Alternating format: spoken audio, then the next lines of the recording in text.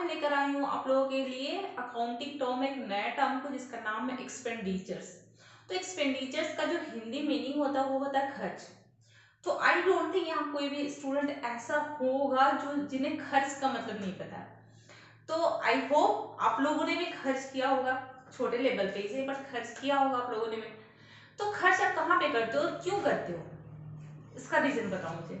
कुछ एक्सपेंस करते हो, एक्सपेंडिचर से जब आप करते हो तो क्यों करते हो, उसका रीजन क्या है। जब किसी भी चीज के लिए हम खर्च तभी करते हैं जब हमें उससे कुछ बेनिफिट मिलता है, राइट। हम तभी एक्सपेंस करते हैं, तभी हम कुछ पेमेंट करते हैं जब उसके बदले हमें कुछ रिसीव होती है, कोई बेनिफिट मिलता है, कोई प्रॉफिट मिलती है। सपोज दैट कि अगर आप फी पेमेंट कर रहे हो, मेरे इंस्टीट्यूट में या फिर कहीं भी अपने कॉलेज में, स्कूल में फी पेमेंट कर रहे हो, तो बदले में आप बेनिफिट ले रहे हो। क्या बेनिफिट ले रहे हो, स्कूल में आपने एडमिशन लिया, पढ़ाई करते हो, समझ रहे हो। तो बहुत ही सिंपल सी चीज है, बहुत ही सिंपल सा मीनिंग है कि एक्सपेंस तभी किया जाता है जब हमें कुछ बदले में मिले, हमें बेनिफिट मिले, हमें कोई प्रॉफिट मिले उसका। तो सेम थिंग यहाँ पे भी अप्लाई होने वाला है। जैसा कि आप लोगों को पता है कि एक्सपेंडिचर्स का मतलब खर्च है, और उस खर्च का चीज कहाँ पे प्रूव होता है, जब किसी भी बिजनेस में कोई गुड्स हो गए, या कोई संपत्ति हो गई, कोई एसेट्स हो गए, या फिर कोई सर्विस हो गई, उसे प्राप्त करने के लिए, उसे रिसीव करने के लिए किया गया कोई भी पेमेंट क्या कहलाता है, एक्सपेंस कहलाता है। फॉर एग्जाम्पल, कोई सर्विस हो गई, या तो गुड्स हो गए, या तो एसेट्स हो गए, कुछ भी हो गया।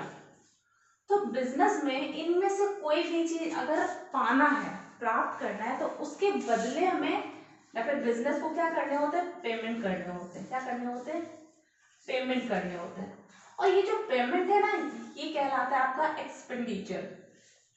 क्या कहलाता है आपका, एक्सपेंडिचर। आपको समझ में आ गई चीजें कि कहाँ क्या होती है। तो बहुत ही सिंपल सा चीज है कि अगर कोई बेनिफिट लेना है, अगर कोई लाभ प्राप्त करना है, तो हमें कुछ पेमेंट करनी होगी।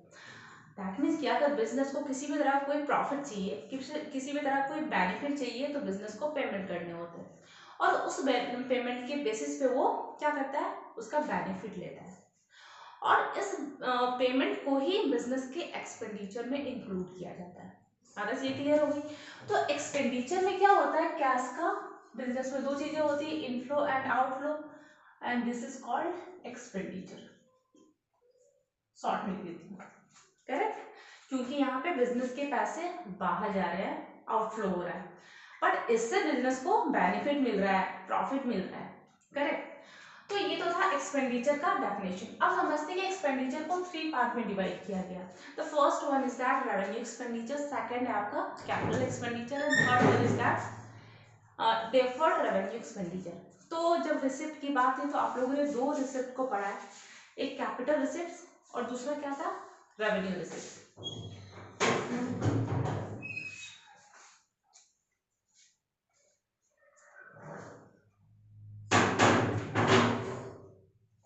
करेक्ट, दो रिसिप्ट को आप लोगों ने पढ़ा है, रेवेन्यू एंड कैपिटल। तो यहाँ पे एक्सपेंडिचर में एक एक्स्ट्रा है, रेवेन्यू कैपिटल तो है, साथ में डेफर्ड रेवेन्यू। तो वन बाय वन हम सारे एक्सपेंडिचर को समझते हैं कि होता क्या है। तो एक बार मैं हेडलाइन खींच देती हूँ, सॉरी एक लाइन खींच देती हूँ, ताकि डिफरेंशिएट कर सको आप। देखो, जो रेवेन्यू एक्सपेंडिचर्स होते हैं ना, उसका जो बेनिफिट है बिजनेस में, देखो एक्सपेंडिचर से बिजनेस को बेनिफिट मिलता है, यहाँ से चीजें क्लियर है। बट जो रेवेन्यू एक्सपेंडिचर्स होते हैं ना, उसका बेनिफिट बिजनेस में अकाउंटिंग पीरियड में ही मिलता है। अकाउंटिंग पीरियड, सॉरी पीरियड में ही मिलता है। दैट मीन्स क्या, it is a short term benefit, ये शॉर्ट टर्म बेनिफिट होता है। ऑन द अदर हैंड, अगर कैपिटल एक्सपेंडिचर की बात किया तो it is a long term benefit. समझ रहे हो, पहली चीज। दूसरा क्या डिफरेंस, पहले मैं डिफरेंस दे देती हूँ, फिर मैं एक्सप्लेन करती हूँ, राइट। आपका जो रेवेन्यू एक्सपेंडिचर है वो कहाँ पे शो होगा, वो आपका शो होगा trading and profit and loss account में show. On the other hand, capital expenditure कहाँ पे शो होते हैं, ये आपके शो होते हैं बैलेंस शीट के, यहाँ पे लिखते देखो, ये आपके शो होते हैं बैलेंस शीट के एसेट साइड में,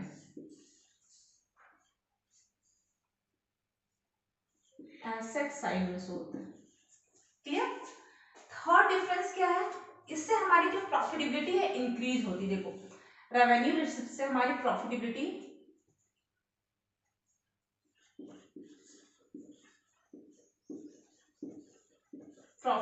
क्या होती है, इंक्रीज होती है, बढ़ती है। और इससे हमारी प्रॉफिटेबिलिटी क्या होती है,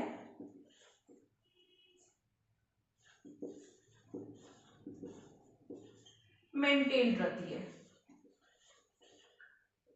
मेंटेन रहती है। ये डिफरेंसेस है दोनों। अब समझते हैं कि भाई ये शॉर्ट टर्म कैसे होता है और ये लॉन्ग टर्म कैसे होता है। देखो यहाँ पे समझना इस तरीके से है कि जो हमारा रेवेन्यू एक्सपेंडिचर्स है, तो बिजनेस में ऐसे खर्च भी किए जाते हैं जो कि बहुत शॉर्ट टर्म के लिए उसका बेनिफिट मिलता है। शॉर्ट टर्म का मतलब हो गया आपके अकाउंटिंग पीरियड जो होंगे ना, उसी अकाउंटिंग पीरियड में बिजनेस को उससे लाभ लेना होगा। उस अकाउंटिंग पीरियड का जैसे ही अंत होगा, जैसे वो अकाउंटिंग पीरियड खत्म होगा, उसका बेनिफिट मिलना ऑटोमेटिकली बंद हो जाएगा। फॉर एग्जाम्पल सैलरीज का एग्जाम्पल है। तो सैलरी बिजनेस में जो एम्प्लॉयज होते हैं, जो वर्कर्स होते हैं, जो स्टाफ्स होते हैं, उन्हें पैकेज मिलता है। सपोज दैट 3 लाख रुपीज का कोई पैकेज है वर्कर्स के, तो उस 3 लाख के पैकेज में उस वर्कर से आप 12 मंथ का ही काम ले सकते हो। जैसे 12 मंथ कंप्लीट हुए, दैट मीन्स कि आपका जो अकाउंटिंग पीरियड जैसे ही खत्म हुआ, उससे वो एक दिन एक्स्ट्रा नहीं करेगा, 1 डे भी वो एक्स्ट्रा नहीं करेगा। वो क्यों करेगा भाई वो एक्स्ट्रा? आप किसी को अगर 12 महीने की सैलरी दे रही हो, तो वो 12 महीने का ही काम करेगा, उससे आप 12 महीने का ही बेनिफिट ले सकते हो। जैसे वो एक दिन एक्स्ट्रा हो, वो काम पे नहीं आएगा, वो काम करना बंद कर देगा।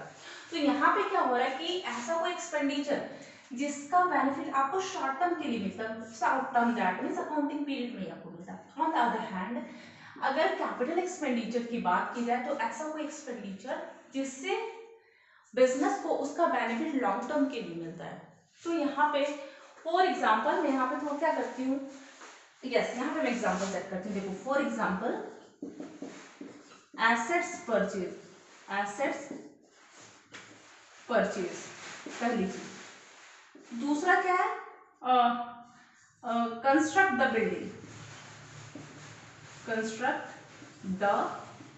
बिल्डिंग, ये आपका हो गया कैपिटल एक्सपेंडिचर। अब देखो यहाँ पे आप एसेट्स बिजनेस में जब परचेज किए जा रहे हैं, कुछ चीजें परचेज की जा रही है, उसके लिए हमें क्या करने होंगे, पेमेंट करने होंगे, बिजनेस को पेमेंट करना होगा, तभी चीजें परचेज होगी।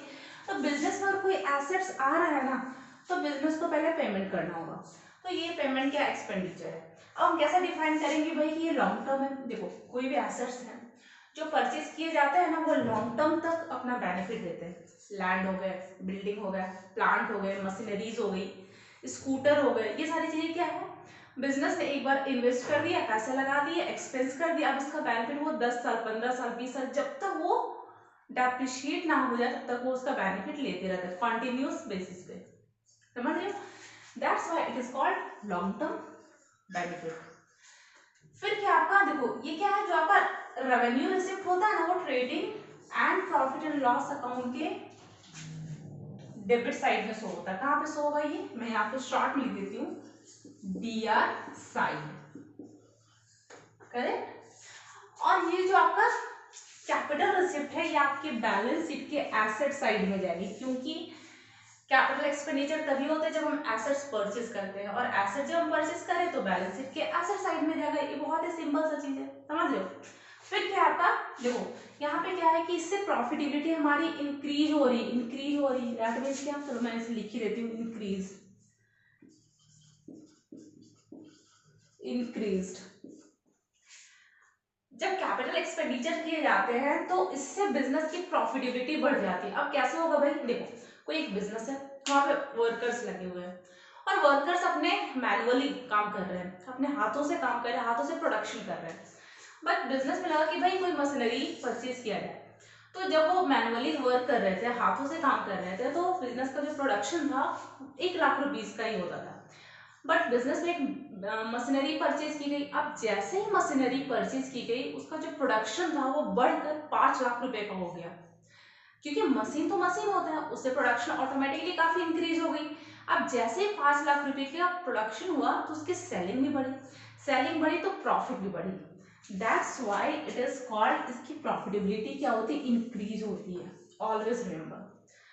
ऑन द अदर हैंड बात की जाए जो आपकी रेवेन्यू एक्सपेंडिचर है उससे प्रॉफिटेबिलिटी, तो प्रॉफिटेबिलिटी लाभ बढ़ता तो नहीं है बट मेंटेन्ड रहता है। अब ये मेंटेनेंस जरूरी है क्या, मेंटेनेंस जरूरी है क्या? सपोज दैट आपके घर में एक कार आई, ठीक है, आपके घर में एक कार आई, आप क्या करते हो, पर डे उस कार को यूज करते हो, पर डे ना उसकी साफ सफाई करते हो, ना क्लीनिंग करते हो, ना उसकी जो मोबिल है वो चेंज करते हो, ग्रेस चेंज नहीं करते हो, पेंटिंग वेंटिंग कुछ नहीं करवाते हो, कहीं स्क्रैच आ गई इग्नोर करते हो, तो क्या हो रहा है, वो अपने मेंटेनेंस स्टेज से काफी रिड्यूस कर रहा है। ऑन द अदर हैंड अगर बात की जाए कि आप अपने कार का, अपने 4 व्हीलर की सर्विसिंग करवाते हो, क्लीन करते हो, ठीक है, कहीं कोई स्क्रैच नहीं आने देते हो, आता है तो तुरंत उसकी डेंटिंग पेंटिंग करवाते हो, तो क्या वो मेंटेन रहता है, समझ रहे हो?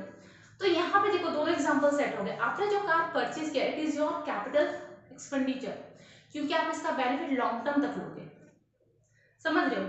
और ये जो आप डेंटिंग पेंटिंग सर्विसिंग क्लीनिंग करवा रहे हो ये आपका शॉर्ट टर्म बेनिफिट है, क्योंकि इसका बेनिफिट आप 1 साल मैक्सिमम 1 साल तक ले सकते हो। पर ईयर आपको ये सारी चीजें करवानी होगी, आपको सर्विसिंग करवानी ही होगी, समझ रहे हो? तो ये डिफरेंस है दोनों में। तो it is really very very important, maintenance रखना भी इंपॉर्टेंट है। अगर मेंटेन ना रहा ना तो फिर प्रॉफिटेबिलिटी डिक्रीज होनी शुरू हो जाएगी। क्या होनी शुरू हो जाएंगी? डिक्रीज होनी शुरू हो जाएगी। इसलिए maintenance is very very important. तो आपको समझ में आ गई थी कि रेवेन्यू एंड कैपिटल में क्या डिफरेंस है। रेवेन्यू एक्सपेंडिचर्स क्या होते हैं, ये रैकरिंग नेचर के होते हैं, रैकरिंग नेचर के। Always remember it is a recurring nature and it is a non recurring nature. समझ रहे हो? ये क्या आपका नॉन रैकरिंग नेचर का होता है, समझदार ये चीज। और क्या रैकरिंग नेचर का होता है, क्या होता है, रैकरिंग नेचर का होता है। दैट मीन्स क्या, ये ऐसे एक्सपेंस बिजनेस को पर ईयर करने होंगे। सैलरी अगर दी जाए तो पर ईयर सैलरी देनी होगी तभी एम्प्लॉइज आकर काम करेगा, अदरवाइज वो काम नहीं करेगा। रैकरिंग नेचर का मतलब अगर एक बार एसेट्स कहाँ गए, एसेट्स अगर परचेज कर लिए गए, देखो यस, अगर एक बार एसेट्स परचेज कर लिए गए तो दोबारा परचेज करने की जरूरत नहीं, एटलीस्ट 10 से 15 साल तक तो करने की जरूरत नहीं है। क्लियर? यहाँ तक क्लियर है? फिर क्या है आपका जो लॉन्ग टर्म जो कैपिटल एक्सपेंडिचर होंगे वो हमारे बैलेंस शीट के एसेट साइड में जाएंगे। जो आपके रेवेन्यू एक्सपेंडिचर्स होंगे वो कहाँ जाएंगे, वो प्रॉफिट एंड लॉस अकाउंट के या तो ट्रेडिंग अकाउंट के डेबिट साइड में जाएंगे। कैपिटल एक्सपेंडिचर से बिजनेस की प्रॉफिटेबिलिटी बढ़ जाती है, प्रॉफिट इंक्रीज हो जाता है, समझ रहे हो? और आपका रेवेन्यू एक्सपेंडिचर से प्रॉफिटेबिलिटी बढ़ता तो नहीं बट वो मेंटेन रहता है। अगर हमने मेंटेनेंस नहीं किया तो हमारी प्रॉफिटेबिलिटी रिड्यूस होनी शुरू हो जाएगी। क्लियर? यहाँ तक चीजें क्लियर है? Now let's talk about the last expenditure. This is our defer. इसे मैं रिमूव कर देती हूँ, कुछ ऐसा है नहीं, बस क्या था कि एक्सपेंडिचर को मैंने एक्सप्लेन किया था ना। तो डेफर्ड रेवेन्यू एक्सपेंडिचर, अब ये क्या होता है, देखो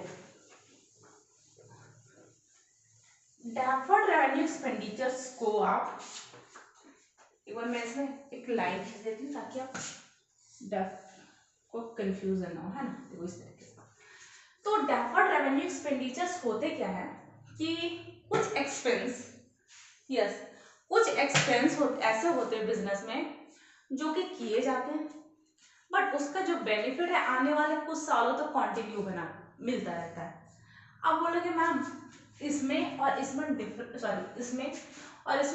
क्या है? आप इसमें भी बोल रहे हो कि भाई कोई ऐसा एक्सपेंस जिसका बेनिफिट हमें आने वाले कुछ सालों तक मिलता रहता है, और आपने इसमें ही बोला ये कैपिटल एक्सपेंडिचर, ये इसका बेनिफिट हमें लॉन्ग टर्म तक मिलता है। अब यहाँ पे देखो ये लॉन्ग टर्म का मतलब हो गया आने वाले 10 से 15 साल तक आपको मिलेगा, और ये कुछ आने वाले कुछ वर्षों का मतलब हो गया 3 से मैक्सिमम 7 कर लो वर्षों तक इसका बेनिफिट आपको मिलेगा। फॉर एग्जाम्पल, मैं एग्जाम्पल के थ्रू डायरेक्टली आपको बताती हूँ तो आपको डेफर्ड रेवेन्यू एक्सपेंडिचर इजीली समझ में आ जाएगा। करेक्ट। फॉर एग्जाम्पल कोई बिजनेस सेटअप किएगा, अब बिजनेस सेटअप हो गए, एस्टैब्लिश्ड हो गए। अब एस्टैब्लिशमेंट के बाद का प्रोसेस क्या, सपोज दैट कि आपका जो डिस्ट्रिक्ट है, जो भी आपका डिस्ट्रिक्ट होगा वहाँ पे कोई बहुत बड़ा मॉल है ना, शॉपिंग मॉल एस्टैब्लिश्ड हुआ है। अब उसकी एडवर्टाइजमेंट करवानी होगी, क्योंकि लोगों को तो पता नहीं है, घर बैठे पता होगा क्या कि भाई आपके डिस्ट्रिक्ट में एक बड़ा सा शॉपिंग मॉल एस्टैब्लिश्ड हुआ, तो वहाँ पे उस बिजनेस की या फिर उस मॉल की एडवर्टाइजमेंट करवानी होती है फॉर स्प्रेड द नॉलेज को बढ़ाने के लिए, फिर लोगों के तक ये अवेयरनेस पहुंचाने के लिए कि भाई ये वाली चीज यहाँ पे स्टैब्लिश्ड हुई, आप आकर यहाँ से शॉपिंग कर लो। क्लियर। तो उस एडवर्टाइजमेंट के लिए डिफरेंट तरीके का मेथड अप्लाई किया जाता है। एडवर्टाइजमेंट के डिफरेंट मेथड्स होते हैं। पैम्पलेट्स डिस्ट्रीब्यूट किए जाते हैं, होर्डिंग्स लगाए जाते हैं, रेडियो में न्यूज टेलीकास्ट करवाए जाते हैं, टीवी में एडवर्टाइजमेंट प्रचार प्रसार किए जाते हैं। तो ये सारे डिफरेंट मेथड्स है एडवर्टाइजमेंट के, ताकि लोगों तक ये अवेयरनेस पहुंचे, लोग ये इस चीज के बारे में जाने कि भाई ये वाली चीज यहाँ पे स्टैब्लिश हुई है।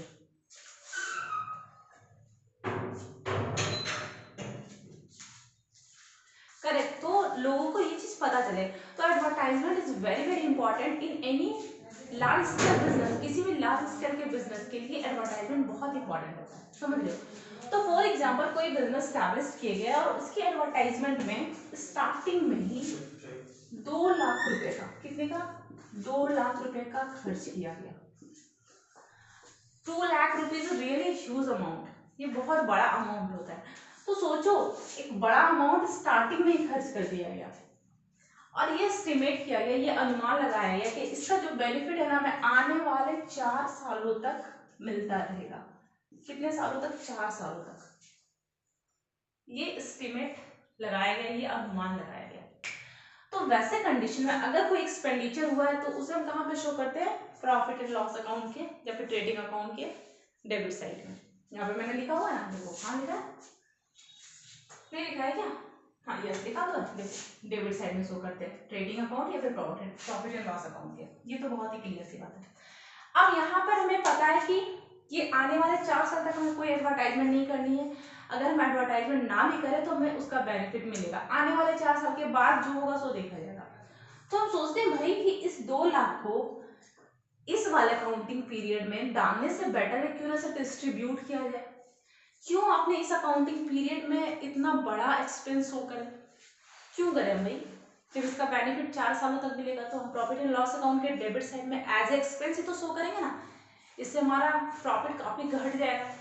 तो हम क्या करते हैं, चलो भाई 4 साल तक मिलेगा ना हमें इसका बेनिफिट, तो उसमें 4 से डिवाइड कर देंगे, तो टोटल आपके हो गए 50,000 रुपीज। कितने हो गए, 50,000 रुपीज। अब इसे किस तरीके से शो करते हैं ये देखना आप लोगों को। देखो अच्छे से समझना, फर्स्ट ईयर इसे हम 2 पार्ट में डिवाइड करके देखो। एक है आपका प्रॉफिट एंड लॉस अकाउंट और दूसरा है आपका बैलेंस शीट का एसेट साइड। सॉरी थोड़ा स्पेस कम है, प्लीज मैनेज। देखो तो फर्स्ट ईयर में हम क्या करेंगे, अब सेकंड ईयर में, थर्ड ईयर में किस तरीके से चीजों को शो करेंगे। तो पहला साल जो हमारा अकाउंटिंग पीरियड, जो हम account books of account maintain करेंगे, तो पहला साल जो हमारा प्रॉफिट एंड लॉस अकाउंट होगा ना, उस पर हम सिर्फ 50,000 डालेंगे, क्योंकि हमने 4 से डिवाइड किया तो पाया कि हर साल 50,000 रुपये का एवरेज आ रहा है। तो हमने क्या किया, पहले साल में प्रॉफिट एंड लॉस अकाउंट के डेबिट साइड में कितना डाल दिया, 50,000 रुपीज डाल दिया। अब जो हमारा रिमेनिंग रह गया, कितना रह गया, 2 लाख रुपए में से 50,000 रुपए गए, तो टोटल हो गए आपके 1,50,000 रुपए। कितने हो गए, 1,50,000 रुपए। उसे हमने कहाँ डाल दिया, बैलेंस शीट के एसेट साइड में। अब हम बोलोगे मैम एसेट में तो हम ऐसी चीजों को शो करते हैं ना, इसका बेनिफिट हमें मिलता है। अब इसका क्या बेनिफिट मिलेगा, अब यहाँ पे समझो, मैंने आपको टाइप्स ऑफ एसेट्स का वीडियो मैंने आप लोगों के सामने बनाया, आप लोगों ने अटेंड भी किया है। जिन भी स्टूडेंट्स ने टाइप्स ऑफ एसेट्स के बारे में जिन्हें नहीं पता है, तो प्लीज मेरे उस वाले वीडियो को जाकर देखो कि टाइप्स ऑफ एसेट्स में कौन कौन से टाइप होते हैं। उसमें मैंने एक टाइप को क्या किया, एक्सप्लेन किया, जिसका नाम था फिक्टिशियस एसेट्स। करेक्ट। तो फिक्टिशियस एसेट्स का मतलब क्या होता है, काल्पनिक संपत्ति, काल्पनिक संपत्ति, समझ रहे हो, ये आपका एसेट साइड में शो होता है। अब एसेट्स का ये टाइप है, प्रकार है, एक ब्रांच है, ठीक है। तो इस फिक्टिशियस एसेट्स को हम बैलेंस शीट के एसेट साइड में शो करते हैं, बट इट इज अ काल्पनिक, ये हमारे मेमोरी में है, ये कल्पना से इमेजिनरी समझ लो, एक इमेजिनरी एसेट है हमारे पास, जिसका बेनिफिट तो नहीं मिलेगा बट टेक्निकली हमें उसे शो करना होता है। ये एक तरीके का रूल है, ऐसा समझ लो, ठीक है। तो इस तरीके से ये वाली चीज है। तो यहाँ पे क्या होगा ना, ये जो 1,50,000 रुपए होंगे, it is your fictitious assets. अब फिक्टिशियस एसेट्स का काम क्या होता है पता है, उसका जो वैल्यू होता है, जो उसकी अमाउंट होती है, ठीक है, उसे हम प्रॉफिट एंड लॉस अकाउंट के डेबिट साइड में धीरे धीरे करके शो करते हैं। दैट मीन्स क्या होता है, राइट ऑफ करते हैं, राइट ऑफ में धीरे धीरे उसे खत्म करते जाते हैं। एक मुश्त में हम उसे उठाकर प्रॉफिट एंड लॉस अकाउंट के डेबिट साइड में लेकर नहीं जा सकते, पर धीरे धीरे, देखो सपोज दैट आपने किसी से पैसे उधार लिए, सपोज आपने 500 अपने फ्रेंड से उधार लिया, बोरो किए पैसे आप लोग, आपने ठीक है। तो आप उसे क्या बोलते हो, भाई मैं पर मंथ 100 रुपये तुम्हें चुकता कर दूंगा, बोलते हो ना। आप लोगों में से किसी ने ऐसी चीजें, ऐसे कॉन्सेप्ट को या फिर ऐसे चीजों को अप्लाई किया होगा। तो आपने 500 रुपीज का बोरो किया और पर मंथ आप उसे 100 रुपये देकर उसे क्या कर चुकता कर रहे हो। तो वही चीज है, ये चुकता होती जाएगी, राइट ऑफ है मतलब चुकता होना। तो पहले साल में आप 50,000 rupees profit and loss account के डेबिट साइड में शो करोगे, और जो रिमेनिंग रह जाएगा उसे बैलेंस शीट के एसेट साइड में शो करोगे। सेकेंड ईयर क्या करोगे, सेम थिंग, 50,000 रुपीज आएगा और रिमेनिंग कितना रहेगा हमारा, 1,00,000 रुपया। Third year 50,000 rupees and remaining 50,000 rupees, correct. Fourth year 50,000 rupees